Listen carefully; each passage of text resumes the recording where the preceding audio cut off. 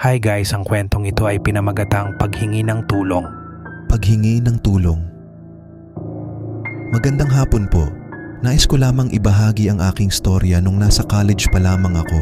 Kung di ako nagkakamali, nangyari ito taong 2010. Nasa school kami noon ng mga classmate ko at dahil meron pa kaming klase sa law ng 7 p.m., kailangan naming magantay dahil 6 p.m. pa lang ng mga oras na yon. So napag-isipan naming tumambay muna sa area na madalas naming tambayan. Sa gilid ito ng building namin kung saan meron mga bench at may bubong din. Iilan na lang kaming nandoon dahil hindi lahat ay meron pang 7 p.m. na klase. Siguro nasa 7 na assign katao lang kami nung time na yun. Pero ang iba ay nasa kabilang lamesa at 3 lang kami ng best friend ko ang magkakasama sa isang mesa. Marami na ding nagsipag-uwian. Dahil meron pa kaming isang oras parang mag-antay, ang isa kong best friend na mahilig mag-lip sync ng mga kanta ni Taylor Swift. Naisipan ko siyang i-video gamit ang phone ko, na nung time na yon ay Nokia pa lang ang brand, na meron at hindi pa touchscreen.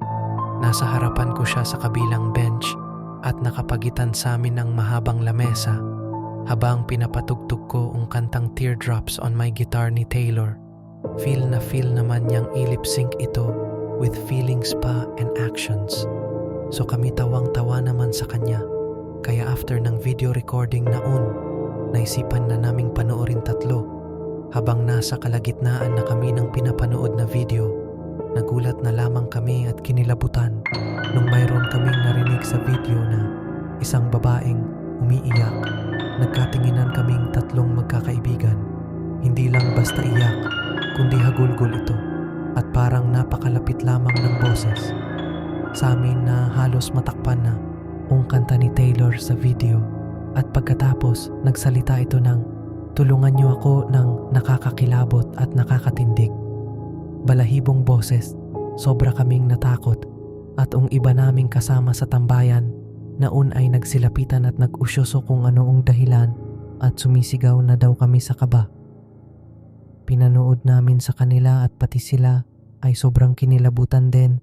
Ang pinagtataka lang namin ay wala naman kaming narinig na ganong iyak nung time na nire-record ko palang ang video. Yun lamang po. Sayang nga lang at nawala ang phone ko naon. Marami ding nagpa-Bluetooth sa video that time. Di pa kasi ako mahilig mag-Facebook noon kaya hindi ko din na-i-upload.